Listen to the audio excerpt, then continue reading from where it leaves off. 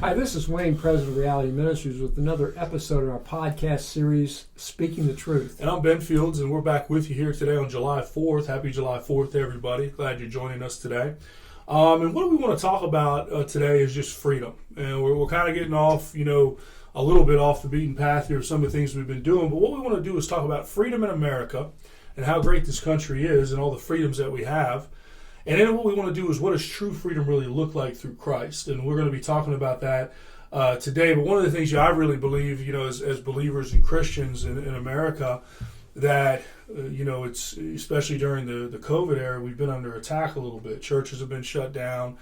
People haven't, been able to meet as they normally have, fellowship with each other, have physical contact with each other. And that takes a tremendous effect and toll on people. We've covered some of that, so I'm not going to beat that to death. However, in America, we still have freedoms that no other country has experienced or can experience under laws and things like that, even though some of those laws and things are under attack, and we have to be careful. We don't want to take those for granted. But what a place to live where we can worship, God freely, go to church freely, obviously, and just think about all the people who fought and died in this country to give us that freedom. What a great thing. And I really celebrate America.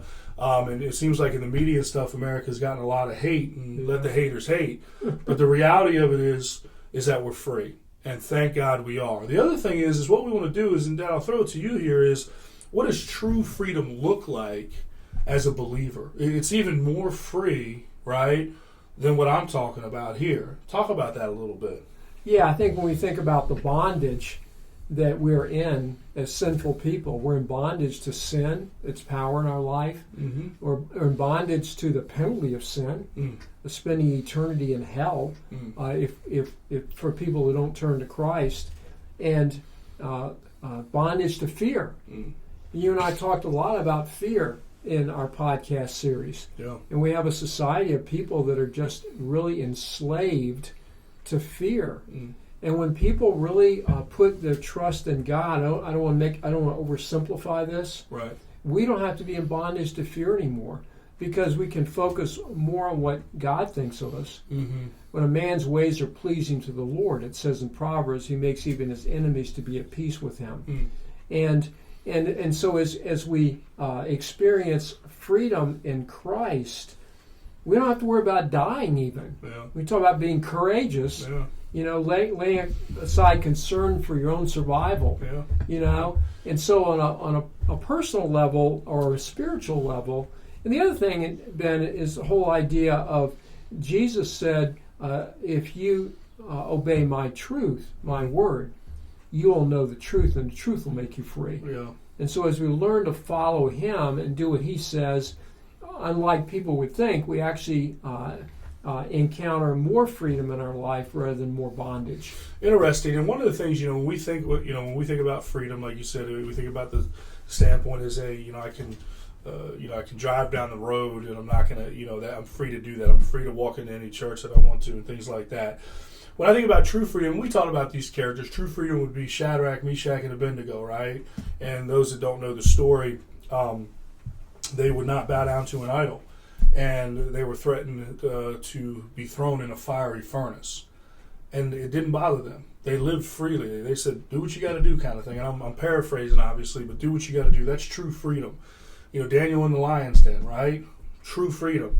And so how freeing would that be? I think about John MacArthur, a pastor out in California, who we talked a lot about and you've read a lot about. During the COVID lockdown, he said, no, we're going to continue to have church. Throw me in jail. That's freedom right there. All right? Throw me in jail. The worst you can do is throw me in jail, and I'll have a ministry when I'm in jail. And so when we talk about freedom, how great it is to be in a country where we have freedoms that we do. And it's a great place.